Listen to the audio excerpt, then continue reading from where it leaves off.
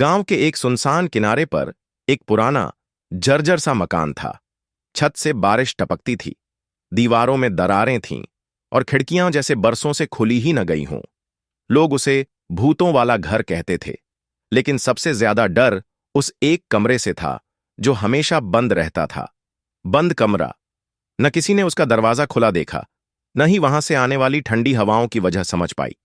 उस घर में अब सिर्फ एक लड़का रहता था, आरमान। चुपचाप, अकेला और हमेशा उलझा हुआ सा। उसके मां बाप का एक भयानक हादसे में निधन हो गया था जब वह सिर्फ 12 साल का था। लोग कहते थे उसके मां बाप उसी बंद कमरे में गए थे और फिर कभी बाहर नहीं आए।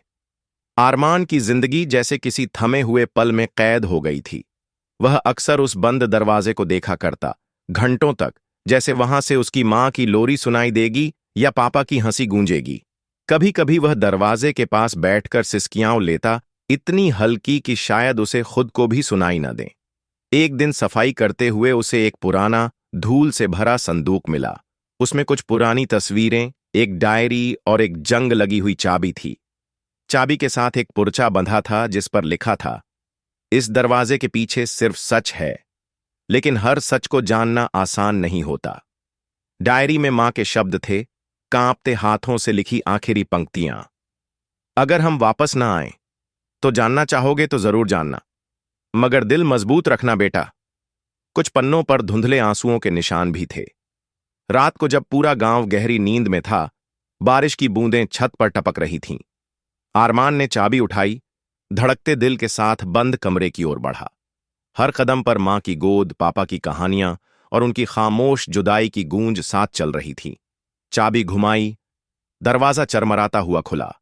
अंदर अंधेरा, सीलन भरी दीवारें, पुरानी सी खुशबू, जैसे वक्त ने वहां सांस लेना छोड़ दिया हो। एक टूटी सी कुर्सी, दीवार पर मां बाप की तस्वीर और बीच में एक पुराना आईना। लेकिन वह कोई आम आईना नहीं था। जैसे ही आरमान ने उसमें देखा, उसने अपने मां बाप को देखा, मुस्कुराते हुए, आंखों में आंसू और कुछ कहने की कोशिश करते हुए। छवि धुंधली होने लगी, लेकिन एक आवाज आई, बेटा, हम कैद नहीं हैं, हम बलिदान हैं। इस कमरे में वो सच छुपा है जो दुनिया सहन नहीं कर सकती।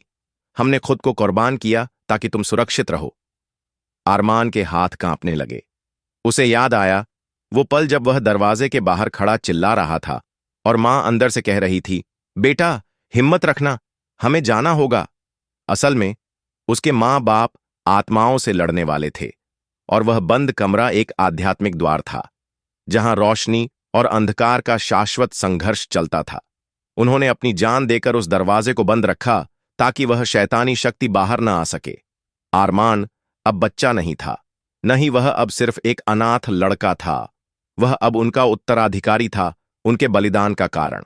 उसने आईने को ढंका, दरवाजा बंद किया, चाबी दोबारा जमीन में दबा दी।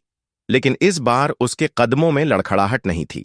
अगली सुबह वह घर से निकला, न चुपचाप न उलझा हुआ, बल्कि एक नई शक्ति, नई आंखों की चमक और सीने में एक उद्देश्य के साथ।